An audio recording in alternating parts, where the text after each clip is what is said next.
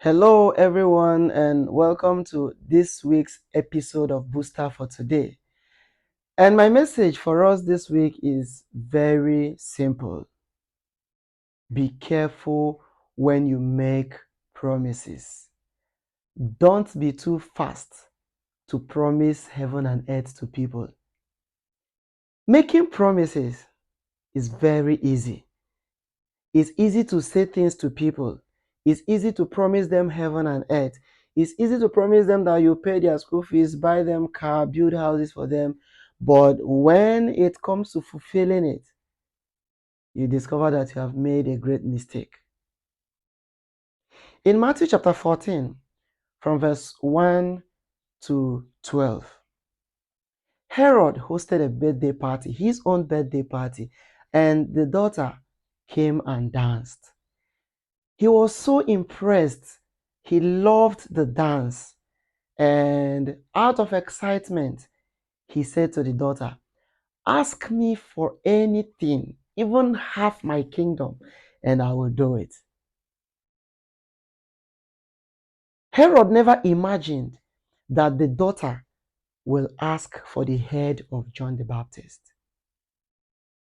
At this point in time, he discovered that he had made a great mistake. But he couldn't withdraw his statements because dignitaries were seated. They were all watching him because he swore with his kingly position. And unfortunately, his kingly position could not save him. Not even his wealth, not even his intelligence, not even his connections. It is easier to make promises, but keeping them is where the problem lies. Therefore, before you make any promise, think about it. Consider the means of fulfilling them. Are you capable of fulfilling them? If yes, go ahead and make the promise because you are probably making the promise for the good of the people involved. But if you're not capable, don't make any promise. There are a number of reasons or a number of factors that push people into making promises without thinking of ways of fulfilling it.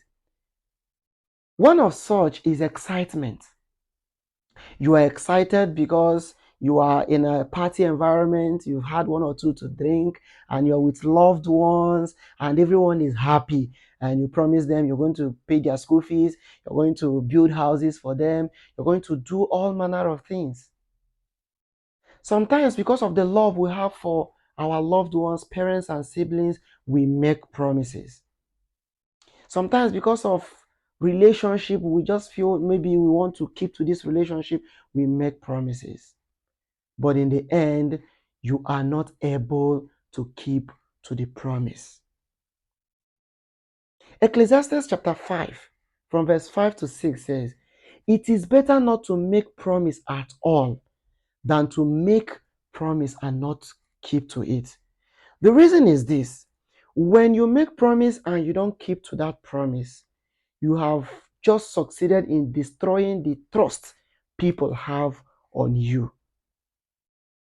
Not keeping to your promise destroys the trust people have on you. And remember that a lot about us is tied around trust.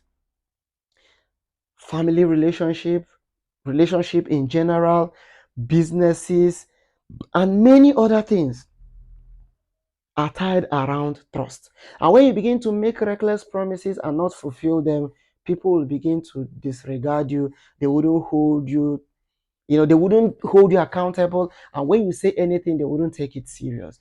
And that's how the trust people have on you will get destroyed. It is better you don't make promises at all.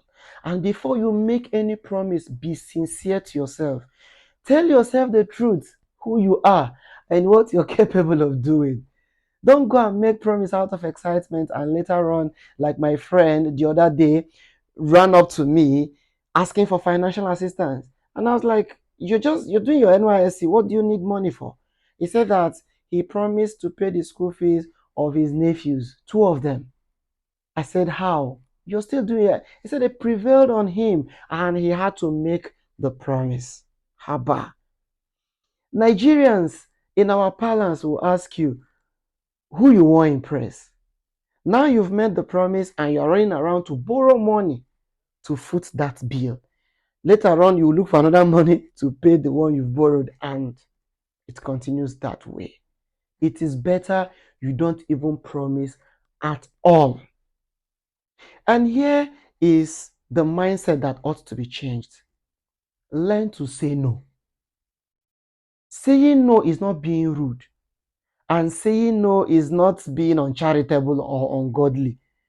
If in all sincerity you're not capable of doing it, just say no.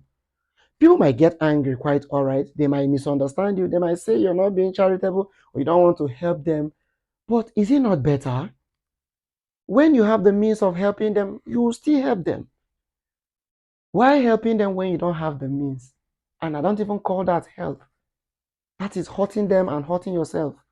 You lose on both ends. It's even better to say no. And if along the line you find a means of doing that for them, you now do it. It becomes a surprise to everyone than saying no and being unable to do it. Matthew chapter 21 from verse 28 to 31 told a parable, a story of two brothers who were approached by their father. And the father said to the first one, "Please go to my farm and work." And the first one said, "Oh, daddy, I will go." But you know that later on he didn't go. Then he asked the second one, "Please go to my farm and work." And that one said, "I'm not going, I beg. I don't have energy. I'm not going. No, I won't go."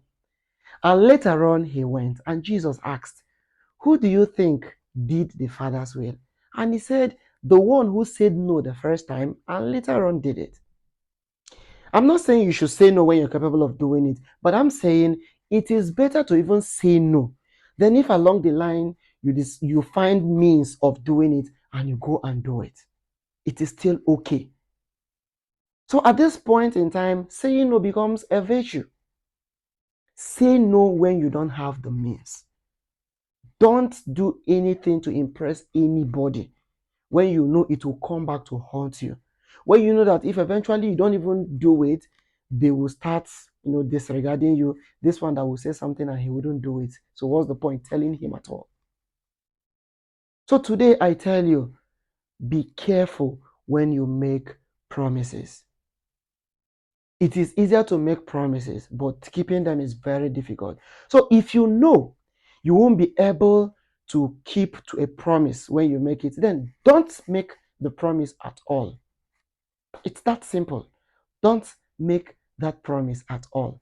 But if you have the means, then feel free and make it and bring smile to the faces of people, and our Father in heaven will be happy with you. May God bless these words in our hearts and may we put them in practice. Don't forget to subscribe to our YouTube channel. Don't forget to like, comment, and share with people around you. God bless you.